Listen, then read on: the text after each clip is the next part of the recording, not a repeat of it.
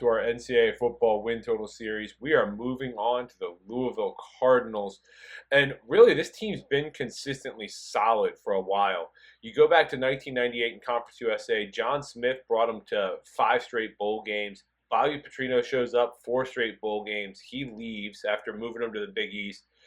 They have Steve Cragthorpe there for 3 years. No bowl games, not good. Charlie Strong's there for 4 years, 4 bowl games. Bobby Petrino's back. First 4 years, all bowl games.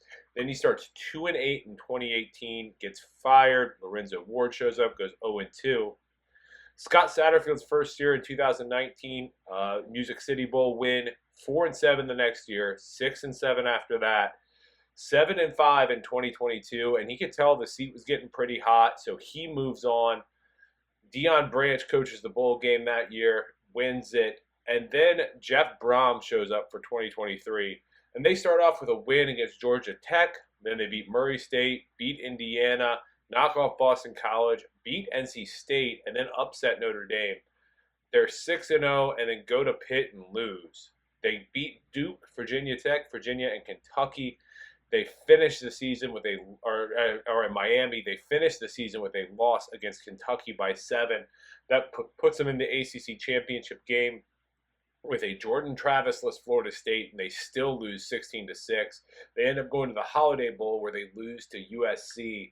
So it is a 10-4 season for Jeff Brom in his first year, and he's back looking to be better. Jack Plummer was the quarterback last year. He's not around. It's going to be Tyler Shuck from Texas Tech. He's pretty big. He's got some good mobility. Biggest problem with him is staying healthy. He has not stayed healthy before. So if he can stay healthy, it should be a nice upgrade. At the receiving core, it's all transfer portal guys. Colin Lacey comes in from South Alabama, Ja'Cory Brooks from Alabama, and Mark Redmond from San Diego State. On the rushing attack, Jawar Jordan's gone, Isaac Garendo's gone.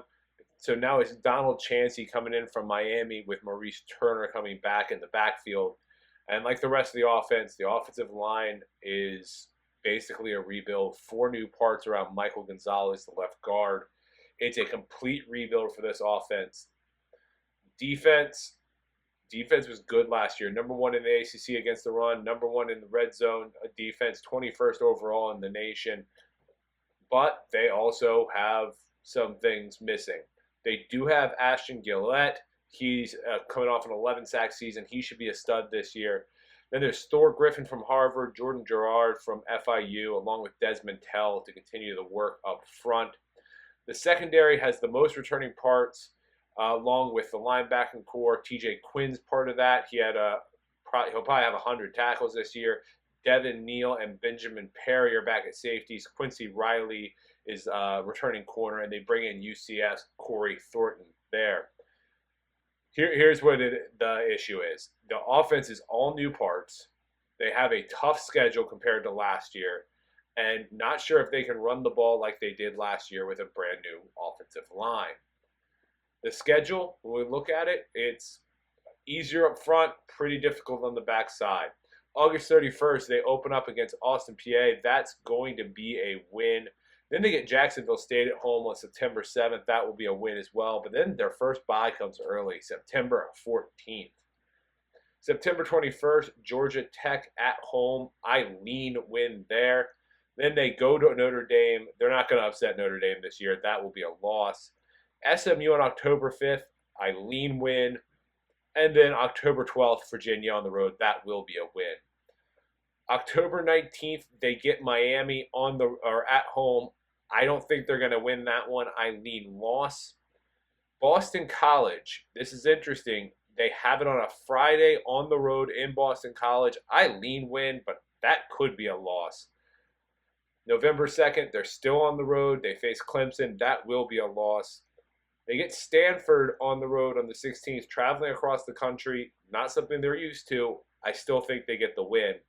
Then they get Pitt at home on the 23rd. Pitt's definitely improved this year. I lean loss there. And then they go to Kentucky to end the season, and I lean loss there. I really think this is an 8-4, 7-5 team. I don't think 9 is going to be in the cards this year. So we're going to take an under 8.5. Most places are at 8.5. We're going to take this under 8.5 at DraftKings. It's sitting at -140, and that's going to be our pick.